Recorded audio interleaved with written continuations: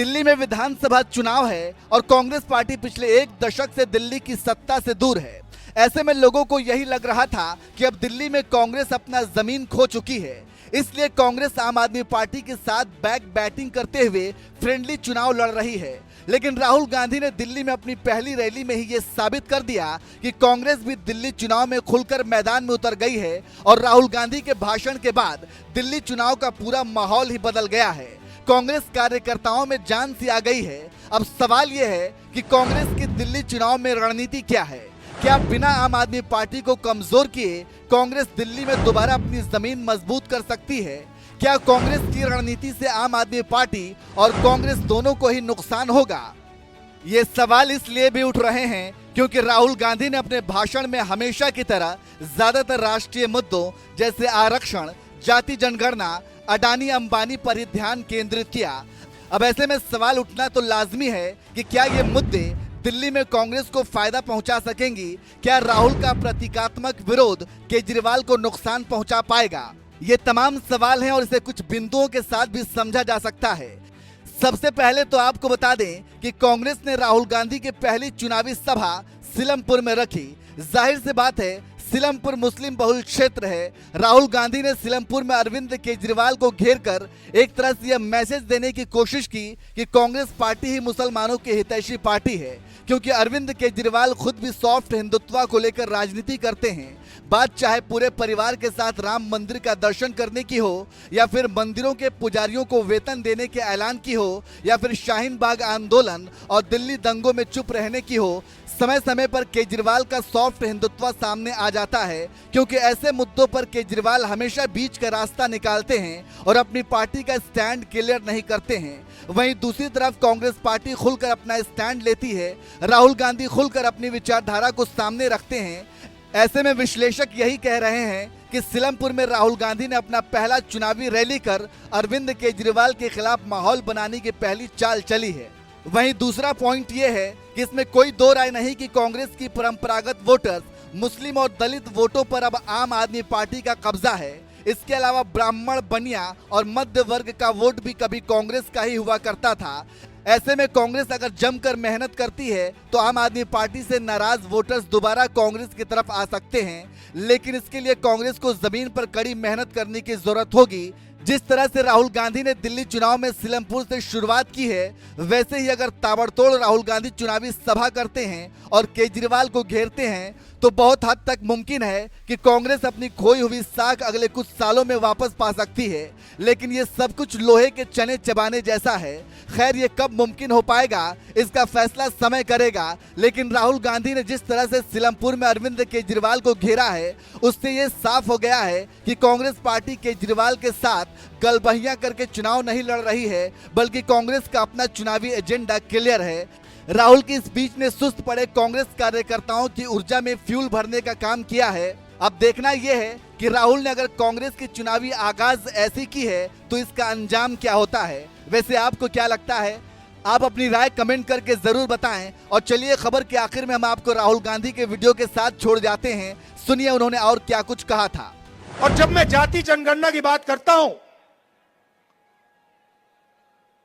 नरेंद्र मोदी जी के मुंह से एक शब्द नहीं निकलता और केजरीवाल जी के मुंह से एक शब्द नहीं निकलता है।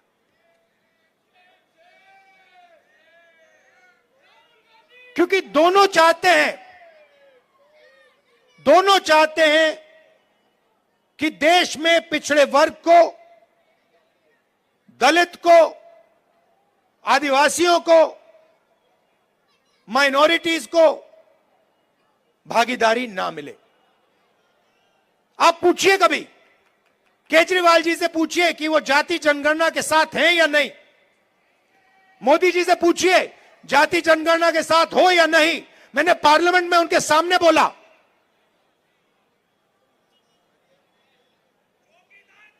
नरेंद्र मोदी जी बैठे थे, मैंने उनसे साफ कहा, नरेंद्र मोदी जी, आप करो ना करो, बच्चा भी जानता है।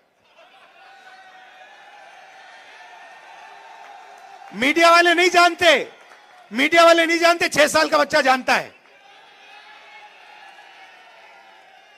मैंने उनसे कहा कि आप करो ना करो मैं नहीं जानता, मगर जिस दिन कांग्रेस पार्टी की सरकार आएगी रिजर्वेशन को 50% से ज्यादा कर देंगे और जाति जनगणना लोकसभा में, राज्यसभा में हम पास करके दिखाएंगे।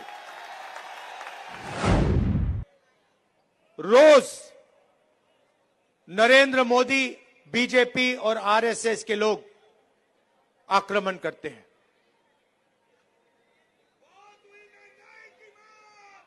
और मैं आपसे यह कहना चाहता हूं कि मेरी राजनीति और कांग्रेस पार्टी की राजनीति में बिल्कुल क्लैरिटी है। हमारे लिए इस देश के सब लोग एक समान हैं। इस देश में मोहब्बत नफरत को काटेगी, हराएगी। मोहब्बत हिंसा को काटेगी और हराएगी। और आप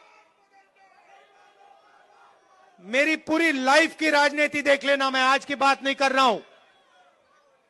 जब तक मैं जिंदा हूं आप लिख के ले लो, अगर किसी भी हिंदुस्तानी पर आक्रमण होगा, चाहे वो कोई भी हो, किसी भी धर्म का हो,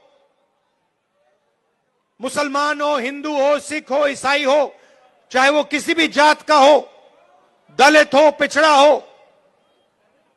राहुल गांधी वहां आपको उसकी रक्षा करते हुए मिलेगा।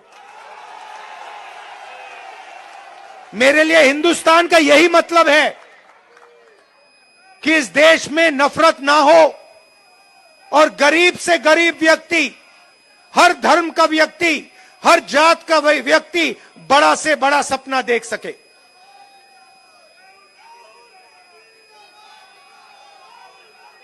ऐसा हिंदुस्तान मैं नहीं चाहता हूं और हम नहीं चाहते हैं जहां अरबपति जो भी करना चाहे कर ले, अदानी अंबानी जैसे लोग पूरे देश को खरीद लें, सारे के सारे बिजनेस कंट्रोल कर लें, सारे एयरपोर्ट्स ले जाएं, सारे पोर्ट्स ले जाएं, सड़कें उनकी, जमीन उनकी, पावर प्लांट उनके, और गरीब जनता देखती रह जाए, भूखी मर जाए। ऐसा हिंदुस्तान हमें नहीं चाहिए और ऐसा हिंदुस्तान हम नहीं होने देंगे।